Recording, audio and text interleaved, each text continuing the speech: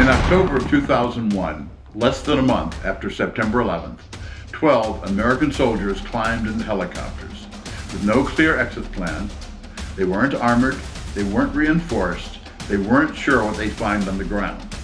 They were Green Berets, ODA 595, and they were about to fight a very unique ground war, one that does not seem like the 20th century because they would fight it on horseback. Not as a symbol, not as a stunt, but because it was the only way forward. This wasn't the plan, this was the only option. ODA 595 came from the 5th Special Forces Group.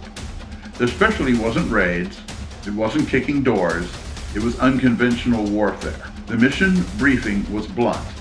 Link up with Afghan resistance forces, help them defeat the Taliban, collapse the regime before it could recover. No large invasion force, no established bases, just a belief, backed by doctrine, that the right small team paired with the right local fighters could change everything. They were flown into Northern Afghanistan and inserted into remote mountainous terrain. At high altitude, freezing temperatures, and thin air. Waiting for them were fighters of the Northern Alliance.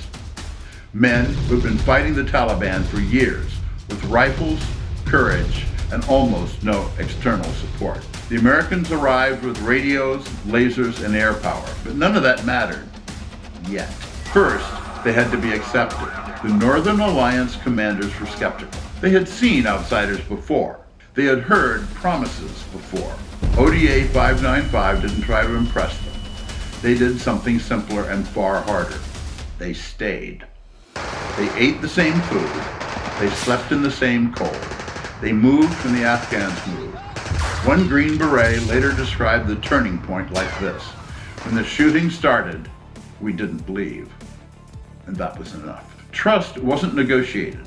It was earned under fire. Vehicles could not move through the terrain, so the team learned to ride horses, at first badly and under fire.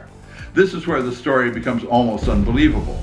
Green Berets on horseback, riding alongside Afghan fighters, calling in U.S. airstrikes with radios and GPS.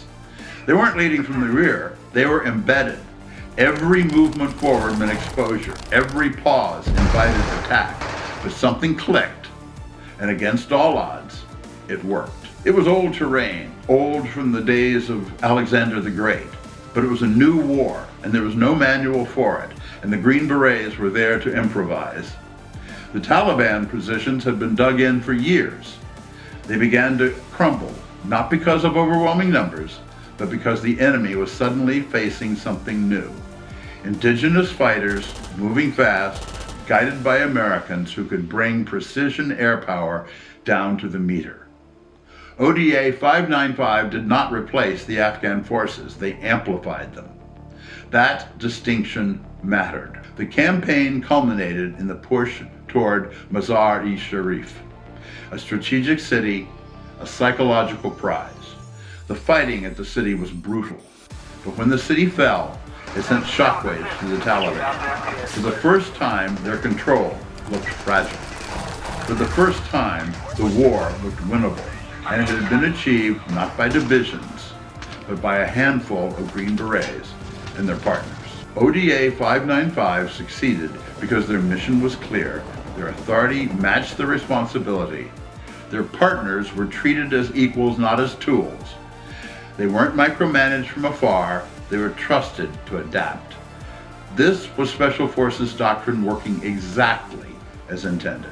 What ODA 595 did in Afghanistan reshaped how America thought about war. It proved that small teams could have strategic impact. Local forces mattered more than foreign boots. Trust and adaptability beat numbers every time. For a brief moment, this became the template.